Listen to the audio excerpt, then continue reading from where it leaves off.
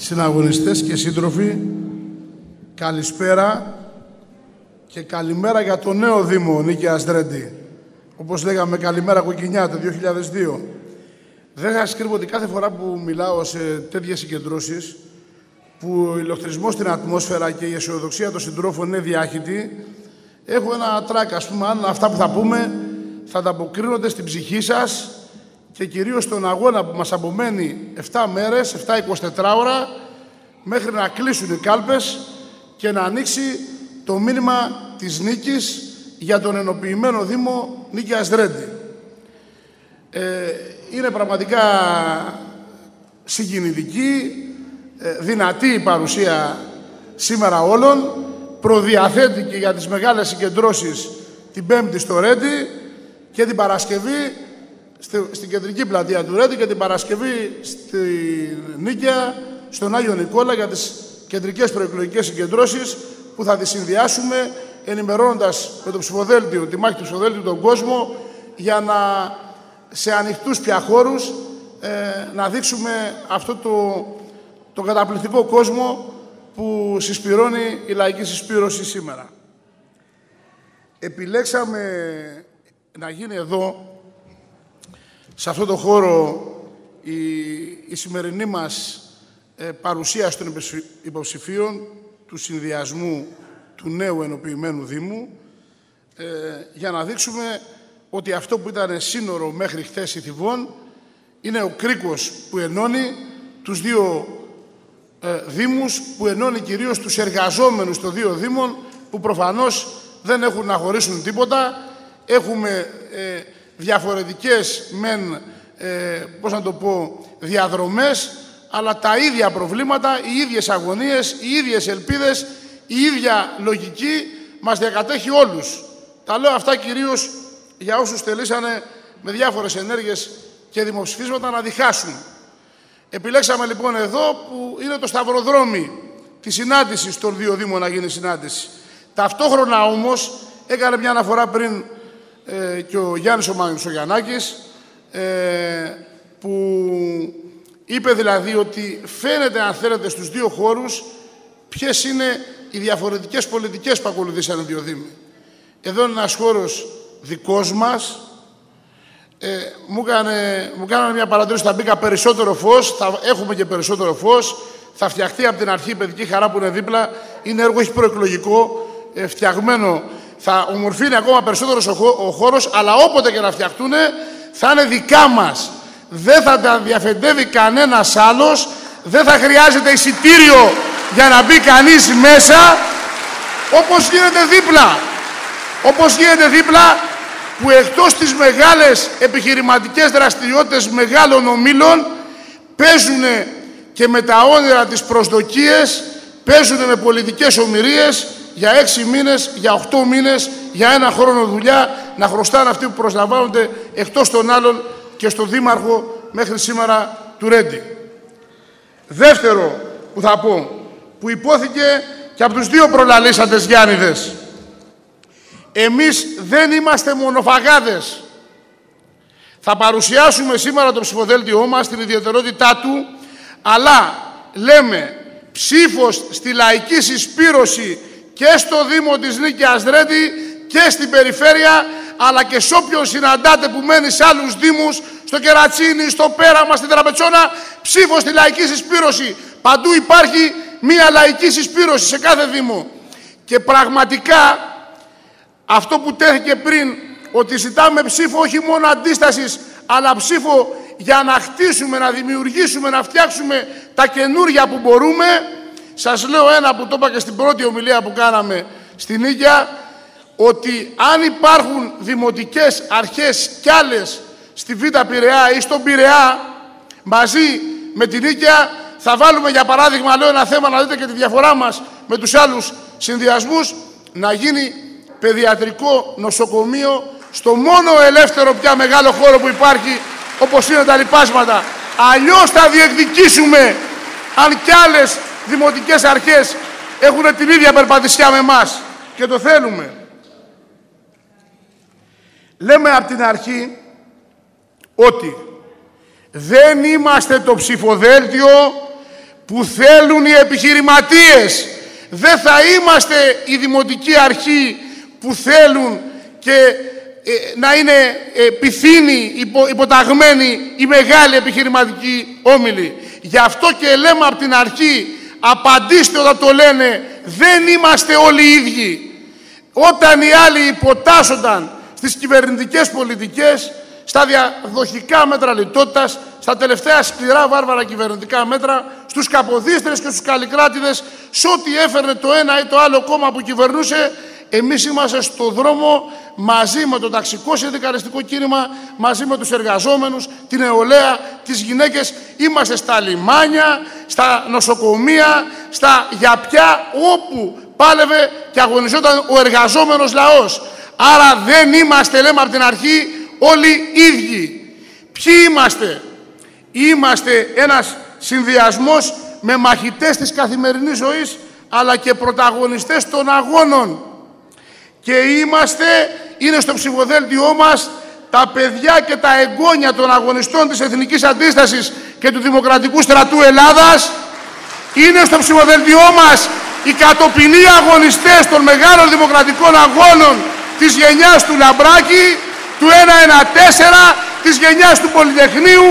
Αυτοί βρίσκονται στα ψηφοδέλτιά μας και μαζί, το πιο σημαντικό αν θέλετε, είναι καταλυτική η παρουσία της νεολαίας στο ψηφοδέλτιό μας. Κυριαρχεί ο νέος κόσμος, ο κόσμος της ελπίδας και της προοπτικής, και μαζί άνθρωποι που ασχολούνται με τον πολιτισμό, με τις τέχνες, φυσικά μαζί με τους εργαζόμενους, επιστήμονες και πολλοί από το χώρο της παιδείας, καθηγητές, γονείς, μαθητές, φοιτητές και από το χώρο της υγείας. Επειδή η λασπολογία δίνει και παίρνει, δεν θα σταθώ αναλυτικά στα όσα λένε. Θα πω κάτι για να το συνδέσω με αυτό που βιώνουμε σήμερα. Το 2002, πριν ακόμα γίνουμε δημοτική αρχή, λέγανε ο Μπενετάτος, εμείς μεταφράζαμε η Δημοκρατική Ενότητα, τότε η Λαϊκή Συσπήρωση, δεν υπάρχει κανένας μόνος Μπενετάτος, δεν βγαίνει κανένας δήμαρχος μόνος του να κάνει τα μεγάλα έργα. Εμείς δίνουμε, το λέω αυτό πρώτα απ' όλα, δίνουμε τη μεγάλη βάση, τη μεγάλη σημασία στην ενότητα, στον οργανωμένο αγώνα, στη λαϊκή συμμαχία. Εκεί δίνουμε την ενότητα. Έχουν την αξία τους τα πρόσωπα, αλλά θα πετύχουν όταν έχουν κοινό στόχο, δράση και είναι ενωμένοι. Λέγανε λοιπόν, θα κλείσει η Δημοτική Αρχή ο Μπενετάτος τα καπί, μόλις ανέβει. Δεύτερο, θα απολύσει ο Μπενετάτος μόλις ανέβει.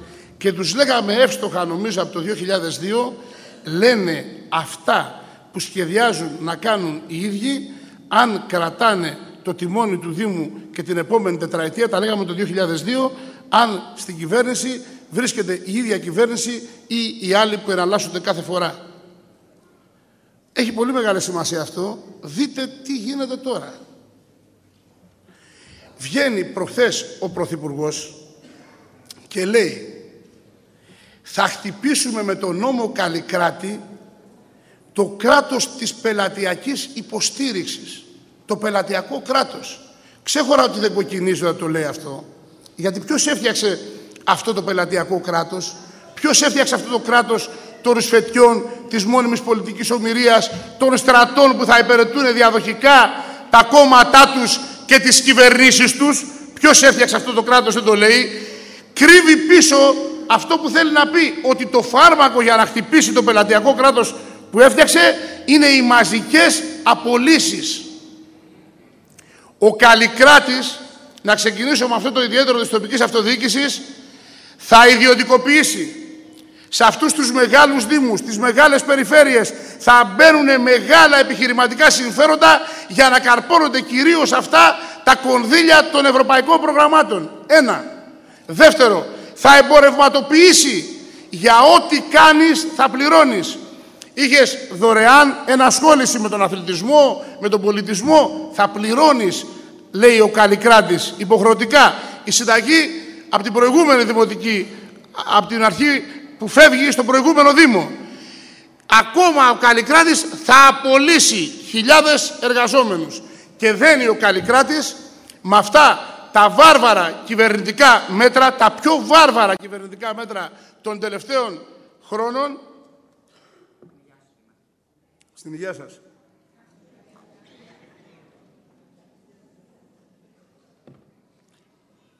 Τα πιο βάρβαρα κυβερνητικά μέτρα των τελευταίων χρόνων, που πραγματικά μαζί με τις περικοπές των μισθών, των συντάξεων, τη νέα κοινωνική ασφάλιση, εάν η ψήφος των εκλογών της 7 Νοέμβρη και της 14 Νοέμβρη δεν είναι ψήφος αντίστασης και αντίδρασης, δεν είναι ψήφος που θα δυναμώνει τις δυνάμεις που το λέγαν από πριν, έρχεται θύελλα, πάρτε τα μέτρα σας, ψηφίστε αυτούς που θα είναι στους δρόμους, στους αγώνες. Εάν δεν υπάρχει τέτοια ψήφος, τα νέα μέτρα που θα έρθουν θα είναι ακόμα χειρότερα, θα χτυπήσουν ακόμα περισσότερο τη δημόσια υγεία, τη δημόσια παιδεία, θα χτυπήσουν ακόμα περισσότερο ό,τι ομορφαίνει και καλυτερεύει τη ζωή μας.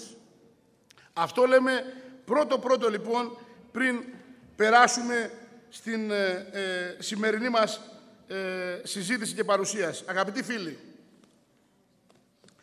αυτό το στίγμα που βάλαμε, θέλω να πω από την αρχή, στην Νίκαια σαν δημοτική αρχή, το ίδιο στίγμα έβαζε και η παράταξή μας στο Ρέντι. Το ίδιο ακριβώς στίγμα. Μόνο που δεν ήταν διοίκηση, ήταν αντιπολίτευση. Απλώς εμείς έχουμε να απολογηθούμε, οφείλουμε να απολογηθούμε γιατί διοικήσαμε 2 τετραετίες. Την ίδια περπατησιά είχαμε από εδώ σαν διοίκηση, την ίδια περπατησιά είχε και από εκεί η παράταξή μας, προοδευτική αγωνιστική συνεργασία, λαϊκή συσπήρωση, είμαστε τώρα όλοι μαζί στο Ρέντι. Πριν πω αυτά τα της διοίκησης αυτής της δημοτικής αρχής, θέλω να πω κάτι πολύ συγκεκριμένο για να δείτε τη διαφοροποίηση. Πριν η τελευταία περιοδία σήμερα ήταν 2,5 ώρα με 4 στη Λαχαναγορά. Μαζί με συντρόφους συναγωνιστές από το Ρέντι. Ήταν μαζί και ο Ηλέας ο Σιδέρης, που ήταν υποψήφιος δήμαρχος παλιότερα και που δουλεύει στη Λαχαναγορά. Και πήγαμε και επισκεφθήκαμε τη Λαχαναγορά. Λοιπόν, ένα μαγαζί 35 τετραγωνικών καταβάλει το δίμηνο στο Δήμο 226 ευρώ. Καταβάλει το χρόνο, χωρίς να μπαίνει μέσα ο Δήμος να κάνει καμία καθαριότητα, καταβάλει το χρόνο 1.300 ευρώ και πάνω. Έχει 600 μαγαζιά. Χωρίς να μπαίνει και να βγαίνει ούτε ένα λεπτό μέσα ο Δήμος του Ρέντι. Ξεκινάει με ένα κουμπαρά ο Δήμος του Ρέντι, με το καλημέρα, με 800 και πάνω χιλιάδες ευρώ. Το λέω αυτό γιατί έρχονται από εδώ να μας, να μας πουλήσουν την άνεση αυτού του Δήμου, που δεν έχει χρέη, που είναι οικονομικά αυτάρκης κτλ.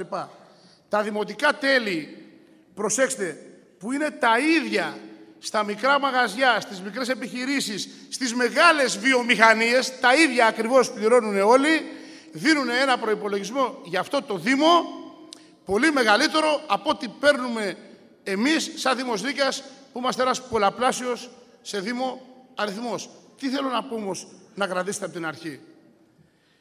Έχει μια οικονομική άνεση και επομένως έχει μια καλύτερη διαχείριση. Δείχνει όμως 2 πράγματα αυτό. Μαζί οι μεγάλες εταιρείες, μην τις ονομάσω, με το μικρό που έχει το εμπορικό κατάστημα στον κεντρικό ή στον παραδίπλα δρόμο του Ρέντι. Τα ίδια δημοτικά τέλη. Και ο ένας και ο άλλος. Και ταυτόχρονα μια εκτός βάρβαρη πολιτική και άναρχη πολιτική από ένα κράτος που αυτά τα λεφτά δεν τα μοιράζει. Δηλαδή η Λαχαναγορά είναι έξω από το Ρέντι. Ανοίξει το Δήμο του Ρέντι, είναι έξω από αυτόν. Θα μπορούσε να την επωφεληθεί, να το πω με έναν τρόπο, οποιοδήποτε άλλος. Οι μεγάλες βιομηχανικές ζώνες που είναι έξω από τις πόλεις θα μπορούσαν πραγματικά από ένα κράτος που μας κρατάει λεφτά, δεν μας δίνει, να δοθούν και σε άλλους. Θέλω να τονίσω δηλαδή με αυτό ότι υπάρχουν ορισμένες ιδιαιτερότητες που, επειδή πολύ λανσάρεται αυτό το πράγμα εδώ πέρα από τον επίσημο υποψήφιο του ΠΑΣΟΚ, πια δεν είναι ο δήμαρχος του Ρέντι, πρέπει να το προσέξουμε, να το απαντήσουμε εύκολα, δεν είναι δύσκολο, αλλά να πω και ένα τελευταίο πριν πάμε εδώ. Γιατί λέω ότι εκεί η δημοτική μας παράταξη λέει αυτά που θα κάνουμε κι εμείς σαν δημοτική αρχή σήμερα. Έρχονται σαν νοικοκύριδες, περιποιημένοι, φτιαγμένοι κτλ. Λοιπόν, σε ένα συγκρότημα που ενδεχόμενα δεν υπάρχει άλλο σήμερα στον τόπο μας, 720 διαμερισμάτων, που το πώς κατασκευάστηκαν ήταν ένα σκάνδαλο, που είναι ένα γκέτο πραγματικό, που μένουν δηλαδή πάνω από 3.000 άνθρωποι, δεν υπάρχει ούτε άσφαλτος στην πλατεία που είναι μπροστά. Στην προχθεσινή βροχή τους έλεγα μην αλλάξετε δήμαρχο, γόρδολες μονάχα λείπουνε για να είστε Βερετία. Ήτανε λίμνη.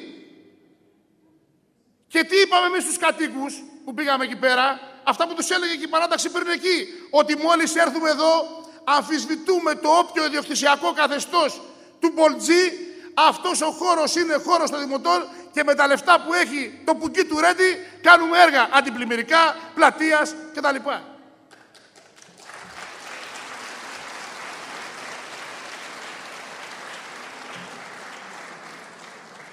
Θα μονοπολίσει λοιπόν τώρα η νίκαια, το λέω και για τους φίλους και συναγωνιστές του Ρέντι, με την έννοια ότι πρέπει να πούμε τι κάναμε αυτά τα 8 χρόνια.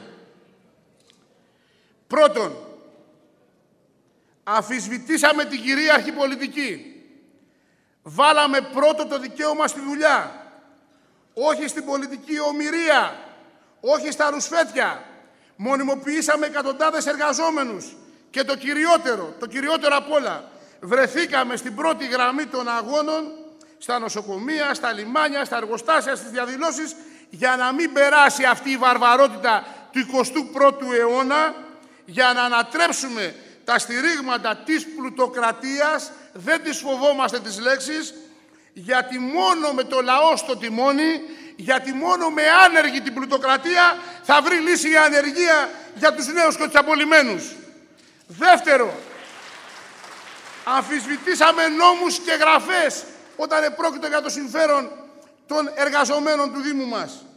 Και για τη διεκδίκηση ελεύθερων χώρων του Καραμπίνη και για την προστασία της υγείας τους, ξύλωμα κεραιών κινητής τηλεφωνίας, και για την προάσπιση των προσωπικών τους δεδομένων, κατάργηση των χαφιατοκαμερών, και για το χτίσιμο του 19ου Δημοτικού Σχολείου, εκεί που ήταν παλιά νεκροταφείο, που πατάμε και θεμέλιο να μην ξεπουληθεί, και που μας είπε εκεί ο παπάς όταν πήγαμε στο εκκλησίασμα να μιλήσουμε, είναι σημαντικό ότι στον παλιό χώρο των δακρύων θα ακούγεται η φασαρία και το γέλιο των παιδιών. Το λέμε για αυτούς τους αποστάτες της ίδιας τους της πολιτικής, της ίδιας τους της δέσμευσης όταν ήταν δήμαρχοι, που κάναν ό,τι μπορούσαν για να μην χτιστεί. Τρίτο, όταν βρεθήκαμε αντιμέτωποι με τη χρεοκοπία του 2002, αυτή που μας παρέδωσαν η κυβέρνηση και η Δημοτική Αρχή του Πασόκ, δεν τα διπλώσαμε, διεκδικήσαμε, τρέξαμε μαζί με το λαό, αλλά κυρίως δεν απαλλάξαμε το κράτος και τις κυβερνήσεις και Νέας Δημοκρατίας και Πασόκ διαδοχικά, που καταπάτησαν και τους δικούς τους νόμους. Ήμασταν η μόνη δηλαδή Δημοτική Αρχή στο Λεκανοπαίδιο, απέναντι στη συνωμοσία της σιωπής και της υποταγής στην Κεντρική Ένωση Δήμων και Κοινοτήτων Ελλάδας, Νέα Δημοκρατία, Πασόκ και Συνασπισμός, και είπαμε ό,τι χρέη και να έχουμε, δεν χρωστάμε, μας χρωστάτε, φέρτε πίσω τους παρακρατηθέντους πόρους που έχετε με δικούς σας νόμους θεσπίσει, που μας έχετε υπεξαιρέσει. Ακόμα περισσότερο και σημαντικότερο, δεν μετακυλήσαμε αυτό το βάρος στη λαϊκή οικογένεια. Παγώσαμε τα δημοτικά τέλη και αναγκάσαμε κι άλλες δημοτικές αρχές να ακολουθήσουν την ίδια τακτική. Να λοιπόν, αγαπητοί φίλοι, συναγωνιστές, συμμαχητές, γιατί πολεμάνε αυτή τη Δημοτική Αρχή μαζί με τους κυβερνητικούς κύκλους και επιχειρηματικά συμφέροντα, ξεπουλημένες συνδικαλιστικές ηγεσίες και άλλοι. Δεν πρέπει για αυτούς το πέρασμα αυτής της Δημοτικής Αρχής να είναι ελκτικό. Δεν πρέπει να αποτελέσει πρότυπο αυτή η Δημοτική Αρχή. Πρέπει να στριμωχτεί, πρέπει να μαυρίσει η εικόνα της. Αυτό ήταν το σχέδιό τους όλο τον καιρό, από πρωτού ακόμα αναλάβουν μέχρι τώρα. Έτσι, σε ένα πολιτικό τοπίο όπου θεριέψαν τα σκάνδαλα Siemens, Βατοπεδίου κι άλλα. Εμείς λέμε το μεγαλύτερο σκάνδαλο είναι η εκμετάλλευση ανθρώπου από άνθρωπο. Αλλά αυτά τα σκάνδαλα που παίζουν στις τηλεοράσεις τους. Σε ένα τέτοιο πολιτικό τοπίο που θέριεψαν τα σκάνδαλα και όλοι είναι απ' έξω, αυτή η Δημοτική Αρχή έχει ποινές φυλάκισης. Γιατί έδωσε κατ' εξαίρεση άδεια σε κηλικείο σχολείου. Γιατί ξύλωσε τις κεραίες κινητής τηλεφωνίας που ήταν παράνομα στημένες. Γιατί έβγαλε πέτρες, χαλίκια και μπάζα από το γήπεδο του Καραμπίνη, από Μήνυση, Κίτσου και Τερζή. Και επειδή δεν γιοτεύουμε με αυτά, στείνουν την πιο μεγάλη τους προβοκάτσια που δεν έχει ενδεχόμενα τελειώσει ακόμα, το λέω για να είστε και γνώστες και ενήμεροι, το μήνα των εκλογών να βουλιάξουν την πόλη στο σκουπίδι. Και στημένη προβοκάτσια και στημένο εγχείρημα να βγει γκρίνια, δυσαρέσκεια, μαύρη εικόνα. Έχουν εντωμεταξύ από πριν, αγαπητοί φίλοι, προετοιμάσει το σκηνικό των εκλογτών τους για τις εκλογές. Με συνεργασίες, κατά πώς λένε αυτοί, που ένας λέει φως και ο άλλος λέει σκότος, από τους δύο που κυβερνήσαν διαδοχικά, με συνεργασίες παραφύση. Έτσι λοιπόν, ο επίσημος του ΠΑΣΟΚ, μέχρι πρότινος επικεφαλής της Νέας Δημοκρατίας στο Ρέντι και διευθυντής γραφείου βουλευτή της Νέας Δημοκρατίας, μαζί, στο ίδιο ψηφοδέλτιο. Το τοπικό ΠΑΣΟΚ, με πρώτο στη γραμμή βουλευτή του ΠΑΣΟΚ που στηρίζει από το βουλευτικό του γραφείο με τηλέφωνα τον αδερφό του που είναι στο ψηφοδέλτιο, του λογοθέτη, και ο επικεφαλής μέχρι πρότινος της Νέας Δημοκρατίας, κύριος Κίτσος. Δεν λέμε, φίλοι, τυχαία ότι πίσω από αυτές τις κολεγιές, πέρα ότι δεν υπάρχουν διαχωριστικές γραμμές μεταξύ τους, υπάρχουν και μεγάλα επιχειρηματικά συμφέροντα. Κοιτάξτε, θα πω πολύ σύντομα δύο πολύ απλά για τα επιχειρηματικά συμφέροντα, για να μην θεωρηθεί από κανέναν ότι λέμε κορώνες. 27 στρέμματα πάρκο στο Ρέντι εχωρήθηκε αντί πινακίου φακής σε συγκεκριμένο επιχειρηματία, Σταθοκοστόπουλος. Στο παραπέντε απετράπη ελεύθερος χώρος αυτού που λέμε το κομμάτι του Ελαιώνα στο Ρέντι να γίνει κλινική ιδιωτικών συμφερόντων του Κόκαλη. Στο παραπέντε από το Συμβούλιο της Επικρατείας. Εάν θα συνεχίσουν αυτή την πολιτική, θα το καταφέρουν σιγά σιγά να γίνει. Ο Ακημίδης, αυτοί λέω που κάνανε τις παραφύσεις συνεργασίες, λογοθέτης, έκανε ό,τι μπορούσε χρησιμοποιώντας τα δικαστήρια, χρησιμοποιώντας μαύρη προπαγάνδα, να μην χτιστεί το δημοτικό σχολείο στον χώρο της ανάληψης. Είναι φιλέτο η ανάληψη. Τους το είπαμε από πριν. Αν δεν εξυπηρετεί ματαιοδοξίες του και προσωπικές δηλαδή ανόητες τάσεις, σίγουρα από πίσω κρύβονται επιχειρηματικά συμφέροντα. Αλλά να σας πω κάτι ακόμα πιο σίγουρο. Πίσω του υπάρχουν μεγάλα επιχειρηματικά συμφέροντα για την καύση των σκουπιδιών. Μπόμπολας, λέω και το όνομα, για να μην θεωρείτε ότι τα λέμε στον αέρα. Στο αδιέξοδο της διαχείρισης των απορριμμάτων στην Αττική, που οδηγούν με μαθηματική ακρίβεια οι κυβερνητικές πολιτικές μέχρι σήμερα, θα έρθουν κάποια ώρα να πούνε, θα τιμάσουν το έδαφος, καύση των σκουπιδιών η μόνη λύση. Μόνη λύση δηλαδή θα είναι καρκινογόνα περιβαλλοντική ρύπανση από την καύση των σκουπιδιών. Και μαζί με τους δημάρχους που θα βάλουν μπροστά για να το κάνουν, πίσω θα υπάρχουν μεγάλα επιχειρηματικά συμφέροντα. Τώρα, για την υποκρισία που υπάρχει και στον ένα και στον άλλον. Ο λογοθέτης κατέβηκε στον Άγιο Νικόλα, τους είπε θα μαζέψω όλους τους μετανάστες, θα τους μαζέψει αυτός, έτσι, ο Ζωρό, ας πούμε, και τα λοιπά, ο Καραμουτζούνης, ας πούμε, της ανεργίας, 5.000 νέες θέσεις εργασίας, θα μαζέψουν μετανάστες, αλλά οι εταιρείες που μοιράζουν τα φυλάδια τους, γιατί δεν κάνουν αυτή τη δουλειά που κάνουμε εμείς, άνθρωπο στον άνθρωπο, πόρτα την πόρτα, οι εταιρείες που μοιράζουν τα φυλάδια τους, οι μετανάστες εκμεταλλεύονται για να φτάσει το μήνυμά του σε όλη την πόλη. Για τέτοια υποκρισία μιλάμε.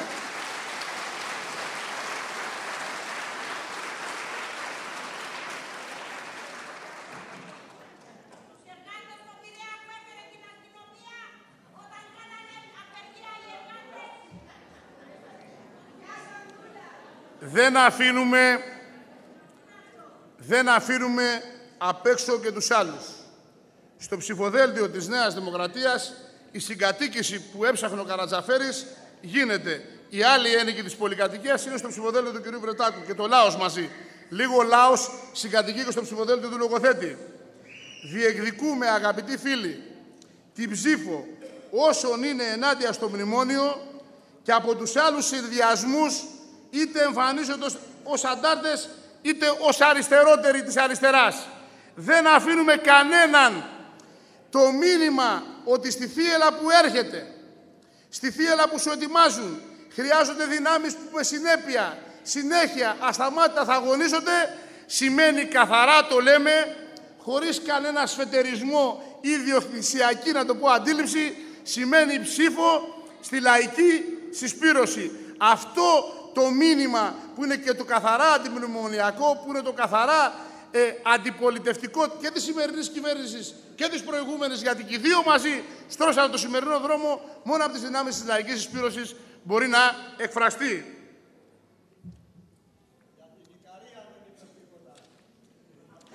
Χαίρομαι που είμαστε έτσι μια ζωντανή μάχημη ας πούμε συγκέντρωση. Κόκκινη η Ικαριά, κόκκινη και η Κοκκινιά, άλλα σχέδια κάνουν εκεί. Εκεί κατεβήκανε όλοι μαζί. Πασόκ, Νέα Δημοκρατία, Συνασπισμός, Λάος. Εδώ το κάνανε αλλιώς το παιχνίδι. Δεν έχω τελειώσει μόνο σπίρα ακόμα. Λοιπόν, ακούστε, επειδή κάναμε ας πούμε, πραγματικά κάνουμε πολιτική ανάλυση και νομίζω όλα αυτά που λέμε δείχνουν ότι δεν υπάρχει τοπικό πρόβλημα. Όλα τα προβλήματα είναι βαθιά πολιτικά άλλωστε και να θέλαμε να τα αποφύγουμε, ο Πρωθυπουργός με τον ομό εκβιασμό που έκανε, δεν μπορούσαμε. Κοιτάξτε τι είπε. Είπε ότι εάν δεν ψηφίσετε αυτούς που θέλω, τόσο ομά δηλαδή, τόσο κοινικά, θα πάμε σε νέες εκλογές. Δεν είναι αυτό. Βγάλτε το λίγο αυτό που προσδιορίσε και ημερομηνίες. Θα χρεωθούμε, θα περάσουμε στη χρεοκοπία. Και λέμε στον κόσμο, μα είμαστε ήδη σε χρεοκοπία. Όταν σου κόβουν το μισθό, όταν σου κόβουν τη σύνταξη, όταν σου ετοιμάζουν τα χειρότερα για το πόσα χρόνια θα δουλεύεις, ποιος από τους νέους που είναι σήμερα εδώ θα συμπληρώσει, αν υπάρχει αυτή η κατάσταση, 40 συνεχόμενα χρόνια δουλειάς πριν πάει στα 80 χρόνια, όχι στα 70. Ποιος, κανένας. Γι' αυτό λέμε ότι πρέπει να αλλάξει το σκηνικό. Γι' αυτό λέμε δεν φτάνει μόνο να μιλάς για την ψήφο και για αγώνες πρόσκαιρους σημερινούς, αλλά για αγώνες που θα τους ανατρέψουν. Όταν λέμε αυτά, λένε μόνο για αυτά μιλάτε. Δηλαδή, σηκώνουμε μόνο τις παντιέρες και φωνάζουμε. Αυτό είναι όλο. Είπε και ο Γιάννης πριν τι επιτεύχθηκε όταν λαϊκοί αγωνιστές, με λαϊκή στήριξη δηλαδή από κάτω, είχαν δημοτικές αρχές σε ένα άλλο βέβαια πλαίσιο, πιο χαλαρό, όπως το έχουν κάνει τώρα της τοπικής αυτοδιοίκησης. Όχι φίλοι, δεν σηκώνουμε μόνο τις φαντιέρες. Μας νοιάζει η ζωή μας, μας νοιάζει η καθημερινότητά μας, πρώτα απ' όλα μας νοιάζει το μέλλον των παιδιών μας και των δικών μας και των άλλων παιδιών των μέλλον. Με νύχια και με δόντια, τώρα που ήμασταν αυτά τα 8 χρόνια δημοτική αρχή, παλεύαμε να πηγαίνουν στα σχολεία τα λεφτά στην ώρα τους. Παλέψαμε και χτίσαμε σχολεία. Χτίζεται το 19ο, ο Ηράκλειτος, που εκεί πέρα στεγάστηκε το 10ο γυμνάσιο που ήταν σε λιώμενα, το 7ο γυμνάσιο, το 22ο δημοτικό, 3 νέοι παιδικοί σταθμοί, 2 χτίζονται τώρα και πολλές συντηρήσεις σχολικών κτηρίων. Σε 7,5 χρόνια γίνανε αυτά. Παλέψαμε να αθλούνται τα παιδιά μας, να χορεύουν, να ψυχαγωγούνται 3.000 παιδιά και πάνω δωρεάν, χωρίς επιβάρηση των πατεράδων τους και των μανάδων τους. Παλέψαμε τα παιδιά μας να έχουν καταφύγιο στην πόλη όταν αναγκάζονται να μείνουν εδώ το καλοκαίρι για 1,5 μήνα όταν κλείνει το σχολείο, με κολύμπι, με τένις, με μουσική, με δημιουργία, χωρίς δεκάρα, χωρίς δραχμή, δωρεάν.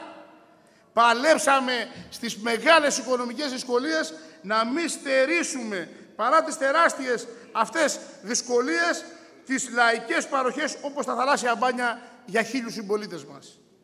Παλέψαμε και ανοίξαμε δρόμους στο Πανεπιστήμιο Πειραιά να έρθει στην πόλη μας. Είναι νόμος του 2009 και οι περικοπές που ισχύουν για όλα κόβουν γι' αυτό. Και διεκδικώντας, αξιοποιώντας κονδύλια από άλλες πηγές, κάναμε έργα που φαίνονται δεν μπορεί κανείς να προσπεράσει. Νέες πλατείες, κηποθέατρο, ασφαλτοστρώσεις, πεζοδρόμια, νέους δρόμους, έργα ύψος, αυτές οι ασφαλτοστρώσεις και τα άλλα, πάνω από 4 εκατομμύρια ευρώ ανάπτυξη και διάσωση της Δεξαμενής. Μπορώ να παριθμίσω κι άλλα πολλά τέτοια έργα. Γιατί θέλουμε τώρα, σήμερα, ξανά, παρά τους καλλικράτηδες, παρά τις δυσκολίες, παρά τις προβοκάσεις που μας στείνονται και διεκδικούμε και θα πάρουμε τη Δημοτική Αρχή.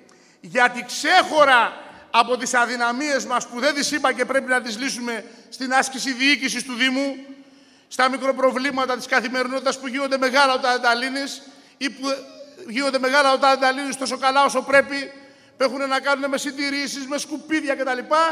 ξέχωρα από αυτό που πιστεύουμε πιο αποφασιστικά θα γίνουμε καλύτεροι και αποτελεσματικότεροι, θέλουμε πάνω απ' όλα, δεν το κρύψαμε ούτε το 2002, δεν το κρύψαμε ούτε το 2006, δεν θα το κρύψουμε τώρα που έχει ξεσηκωθεί όλος ο κόσμος ενάντια στα κυβερνητικά μέτρα.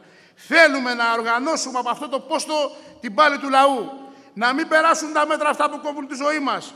Όχι μόνο να τα πάρουν πίσω, να ανατρέψουμε την πολιτική τους, να αλλάξουμε συσχετισμούς, να δυναμώσουμε τη λαϊκή συμμαχία, να γίνει πράξη η λαϊκή εξουσία. Γι' αυτό και αυτή η μάχη είναι κορυφαία. Είναι αναμέτρηση μέχρι την ώρα που θα ανοίξουν οι κάλπες. Μην το ξεχνάει κανείς από εμάς που είμαστε εδώ. Είμαστε εκατοντάδες μαχητές μέχρι την ώρα που θα ανοίξουν οι κάλπες. Μας φοβούνται, τους έχουμε ταράξει.